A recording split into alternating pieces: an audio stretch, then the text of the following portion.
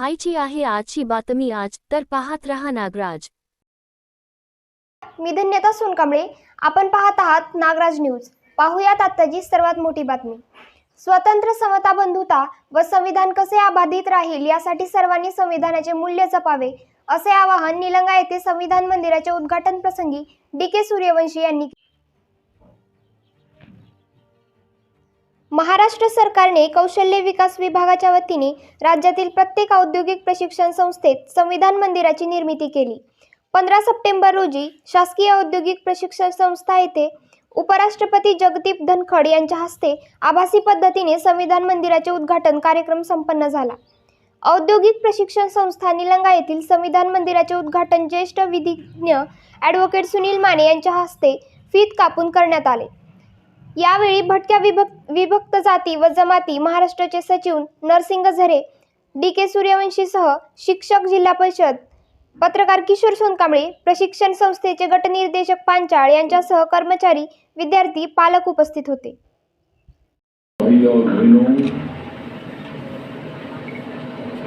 आज हमारे लिए बहुत बड़ा गौरव का दिन है। आदरणीय उपराष्ट्रपति जगदीप धनखड़ जी बहुत ही संविधान की जानकारी रखने वाले नेता भी हैं, देश उपराष्ट्रपति भी हैं,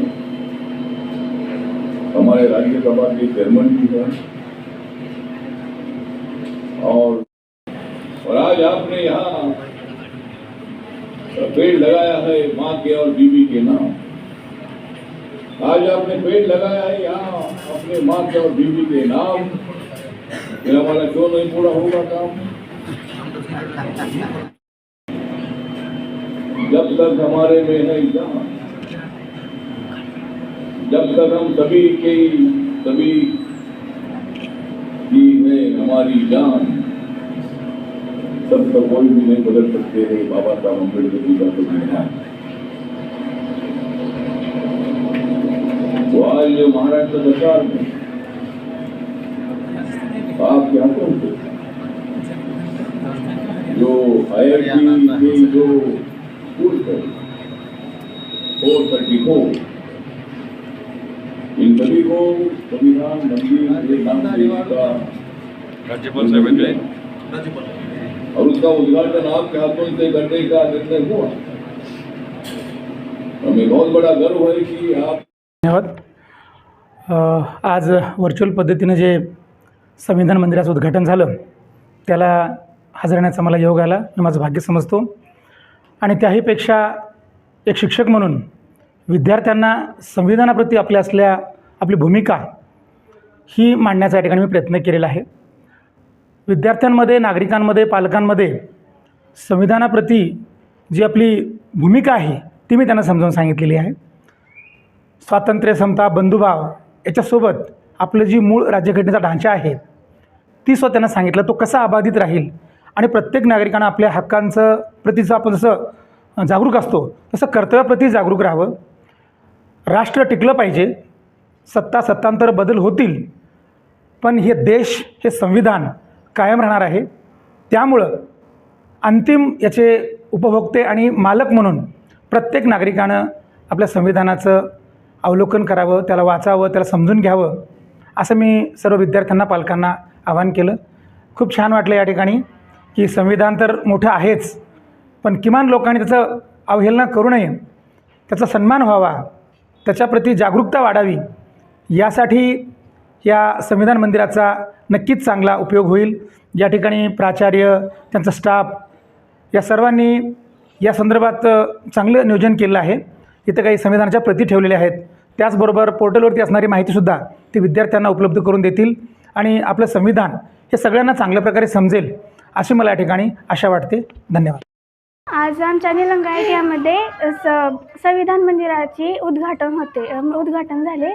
तेथे माननीय उपराष्ट्रपती यांच्या हस्ते त्या मंदिराचे उद्घाटन झाले आणि आमच्या इथे त्या वस्तू कशा जपायच्या याचे व्याख्यान दिले। त्या व्याख्यानात आम्हाला कळालं कसं सगळं जपायचं। संविधानाचा मान कसा ठेवायचा याच्यात आम्हाला व्याख्यानात माने सरांनी सांगितले. आणि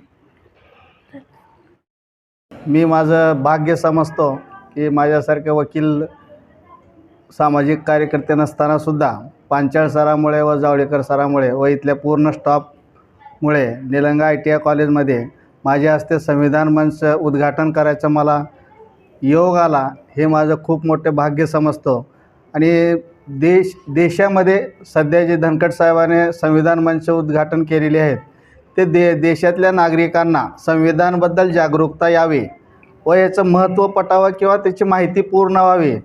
नागरिकांचे कर्तव्य काय आहेत, जबाबदाऱ्या काय आहेत, अधिकार काय आहेत आणि सरकारचं कर्तव्य, जबाबदाऱ्या आणि अधिकार नागरिकावर आपण काही मर्यादा घातलेल्या आहेत. तसंच सरकारवर पण काही मर्यादा आहेत की आपण कुठंपर्यंत त्यांना कायद्याचं उल्लंघन करू देणार नाही किंवा आपणाला कुठंपर्यंत त्यांना आवर घालता येईल किंवा मर्यादा ठेवता येईल ते पण अधिकार संविधानाने दिलेले आहेत.